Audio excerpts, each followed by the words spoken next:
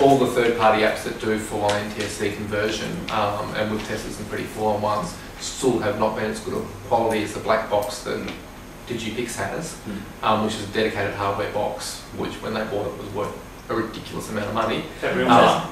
Yeah, it's real time, yeah, and it's got to be from digi to digi. I mean, they can supply other tape formats, but they're pretty much only got digi NTSC decks, so they're not going to This is the support thing when formats. you've got a documentary and somebody's bought in tapes. Yeah, absolutely. You send them, you can go down to DigiPix and they'll charge you $1,200 an hour to transfer. Absolutely, yeah. Look, it's just not something I'm majorly experienced with because we work on commercials, and if something comes in at NTSC, it's on Digi, and we've still found the best, absolute ultimate quality is to send it to DigiPix, get it converted and bring it back. Yeah. But if you're working on Doco and you've got hours to convert, you still don't want to. There's software called DVfilm, as you may know. There's a mix of them. Yeah. Using that. Used to be pretty dodgy. Yeah. The latest incarnation is much better. And we recently had the All Things Saddle Club through our DVD authoring house. The compressor did quite a good job of making NTSC copies of the entire program, so we were encoding like over 3 days. The titles looked like shit, absolutely terrible. And what we ended up doing was re-encoding just the section with the titles using DVfilm, I think it's Atlantis DVfilm or something like that. Yeah. And it was markedly better. Yeah. That's subjectively, and I'm just on a known monitor, but up until then, yeah, we've had the same issues with compressor not doing particularly great. Well, that's what I mean. But if it's you better. find this recipe on the internet, it does a brilliant job, right. And you don't have to pay to go down to Digi. Yeah. Leon, what was the name of that software? Just big DV, capital DV, small letters film, FILM. It's essentially, it's an American product, and it's essentially really there to go from NTSC to PAL for their purposes. But recently, the recent version of that's been improved markedly, and it actually goes back the other way, PAL to NTSC quite good. Yeah, much better than what it was. Yeah. So there are software things out there, but then there's always the time factor. You're doing long form stuff.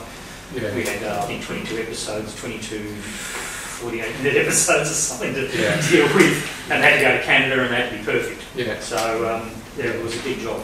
Yeah, and look, it's the other thing is it is tricky. Like we know as a post house, and we've got obviously several operators in here that are all hitting the net and Creative Cow and all that sort of stuff. So you've got multiple brains.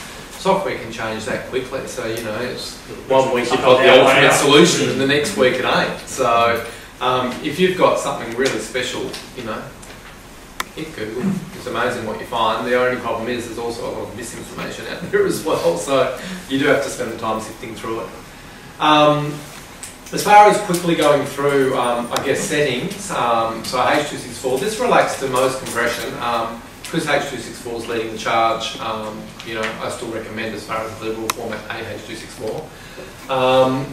It's reasonably simple. Like I was explaining before, you've got obviously video compression, you've got obviously audio compression, you've got scaling algorithms, you've got deinterlacing. There's a few things that go into it. You've got how it's going to stream, all that sort of stuff. The video works on, and this is I find the easiest way to actually set up a setting to get to the right megabytes, is actually restricting your kilobytes a second. Sorry, kilobits. Kilobits a second is a reasonably easy formula to work out. Divide it by 240 and you'll get roughly, give or take a megabyte, what your file size is going to come out at. And that's simply dividing, so it's your actual time. So if you've got, say, 30 seconds, you divide, I've just confused myself. Kilobits, converting into bytes, is divided by 8, because it's 8 bits per byte. Right, so at the end of the day, and you're converting seconds into minutes, so that's where I was trying to work it back to minutes. So in the case of this setting here, if we've got a 30-second ad, if it was a minute divided by, that's not working. Hang on, I've used that before. Pull up the calculator, hang on a sec. Bear with me. I had this formula then, Pat, and it is 240.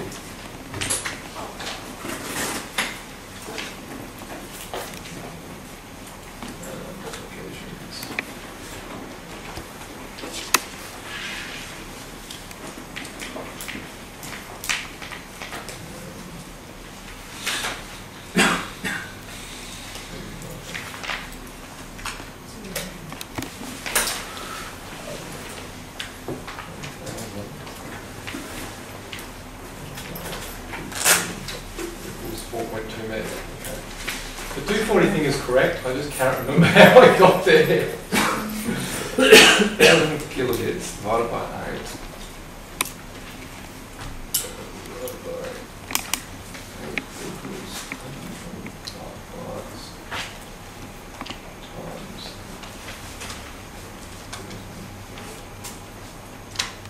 I'll just come back to you on that. I actually can't remember how I devised that formula. But 240 is the magic number. This is the final file size. This gets you, because it's a variable compression, this gets you in the ballpark, right? So any kilobit, it's basically, this file is basically running at 1,000 kilobits a second, right? So you divide that by 8, which means how many kilobytes it's actually running at a second, right? Times that by 30 seconds or a minute, and then you're actually working out your file size. So the simple thing, times it by 60 seconds and you're working out what you get a minute. So the simple, I actually cannot remember how I actually devised 240, but I worked it back out to 240, which is 8 times something. So it actually worked out that because it's a variable compression, you're never going to get spot on. But it's just a nice, easy number that I wanted to work out, so you can easily go in there and just go, okay, 2,000 kilobits divided by 240 is going to give me, you know, almost 10 meg.